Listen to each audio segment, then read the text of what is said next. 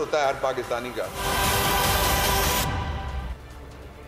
नून league ने फैसला कर लिया है कि कुछ लोग नाअहल हो जाएं। नून लीग खुद कुछ ट्रक में बैठ गई है। समझ नहीं आ रहा आइंदा एक दिन में इलेक्शन कैसे होगा।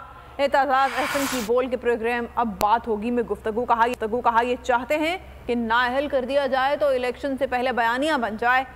ख्वाजा आसिफ, मरियम नवाज, राना सनाउल्लाह और दीगर ने ऐसी बातें की जो सोच भी नहीं सकते।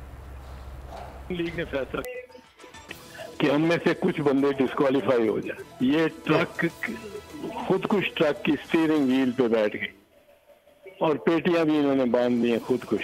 वो एक तो खैर मुझे समझ नहीं आई कि किस तरह और आइंदा किस तरह होगा ये सेम डे इलेक्शन। अब वो चाहते हैं कि हमें कोई डिस्क्वालीफाई करे और हमारा एक बयानिया बन जाए इलेक्शन से पहले। ख्वाजा आसिफ है, मरियम नवाज है, राना सनाउल्लाह है, जावेद लतीफ़ है। उन्होंने ऐसी ऐसी बातें की हैं जो आदमी सोच भी नहीं सकता कि कभी हुई होंगी, हो सकती है।